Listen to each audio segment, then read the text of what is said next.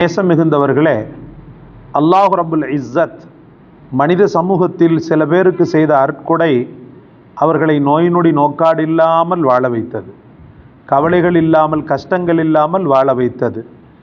எதிர்பார்த்த சுகம், எதிர்பார்ப்புக்கும் மீறிய நியாமத்துக்கள், எதிர்பார்ப்புக்கும் மீறிய தௌலத் பரக்கத்.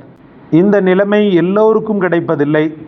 இந்த நிலைமை அல்லாஹ் தஆலா எல்லோருக்கும் தரவில்லை தான். ஆனால் அதை அடைகின்ற வழிகளை அல்லாஹ் ரப்புல் ஆலமீன் எல்லோருக்கும் எளிதாக கிடைக்க செய்திருக்கிறார்.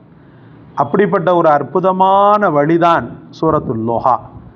வல்லுஹா வல்லைலி இதா சஜா மா வத்தஅக ரப்புக வமா கலா என்று ஆரம்பிக்கக்கூடிய இந்த சூரா பெரிய மகிமை வாய்ந்தது.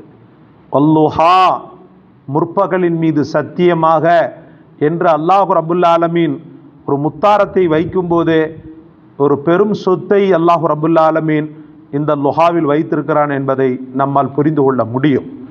சூரத்துல் லுஹா அற்புதமான மனித குலத்திற்கு தரப்பட்ட ஒரு பெரும் பெரும் பெரும் பெரும் வாய்ப்பு சகோதரர்களே. மகரிப் தொழுத பிறகு சூரத்துல் லுஹாவை யார் ஓதுகிறார்களோ அந்த லுஹா அல்லாஹுடைய மாபெரும் கருணையை அந்த மனிதன் மீது கொண்டு வருகிறது.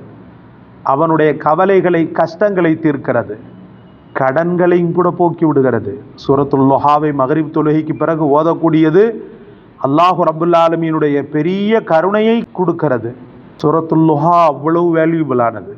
ஏன் அந்த சூரத்துல் லுஹாவில் அப்படி என்னதான் இருக்கிறது என்று பார்க்கும்போது இது இறங்கிய பின்னணியை நீங்கள் பார்க்க வேண்டும். முஹம்மது ரசூலுல்லாஹி ஸல்லல்லாஹு அலைஹி வஸல்லம் அவர்களுக்கு சில காலங்கள் வஹி வராமல் தடைப்பட்டது. அல்லாஹ் ரப்புல் ஆலமீனுடைய நாட்டம், நீண்ட காலங்கள் வஹி வரவில்லை. வஹி வராததன் காரணமாக, வேதத்தை சமூகத்தில் அவர்கள் சொல்லாததன் காரணமாக குஃபார்களுக்கு வாயில அவள் சாப்பிட்டது போன்ற ஒரு வாய்ப்பு கிட்டியது. என்ன சொன்னார்கள் தெரியுமா? முஹம்மதுடைய ரப்பு அவரை கைவிட்டு விட்டான், அதனால்தான் அவன் தொடர்ந்து அவரை சீண்டவில்லை, அவர் மீது வேத வசனங்களை இறக்கவில்லை, அவ்வளவுதான், முஹம்மது கைவிடப்பட்டு விட்டார்.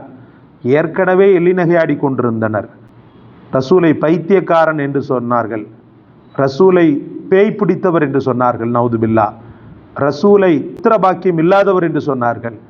இப்படி எண்ணற்ற வசை வார்த்தைகளால் பெருமானார் ஸல்லல்லாஹு அலைஹி வஸல்லம் உள்ளத்தை காயப்படுத்தியவர்கள் இந்த வார்த்தையையும் சொல்லி காயப்படுத்தினார்கள். அவ்வளவுதான், முடிந்தது.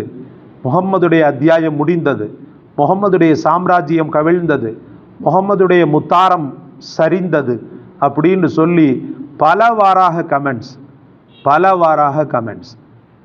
நீண்ட காலங்கள் வஹி வராததன் காரணமாக ரசூலுடைய உள்ளமும் படைத்தவனுடைய அந்த வேத வசனங்களை எதிர்பார்த்து காத்திருந்தது. பெற்ற தாய் குழந்தைகளிடத்தில் பேசாமல் இருக்கும்போது அந்த குழந்தைகள் எப்படி மருகுகின்றன. அம்மா நான் செய்ய மாட்டோமா, என் கூட பேசுமான்னு சொல்லி ஒரு குழந்தை தன் தாயிடத்தில் எப்படி கெஞ்சுகிறது, அதே போல ரப்புல் ஆலமீனை எப்போதுமே எதிர்நோக்கி கொண்டிருக்கக்கூடிய பெருமானார் அந்த நேரத்தில் ரொம்ப அதிகமாகவே எதிர்நோக்கினார்கள், கண்ணீர் சிந்தினார்கள், துஆ செய்தார்கள்.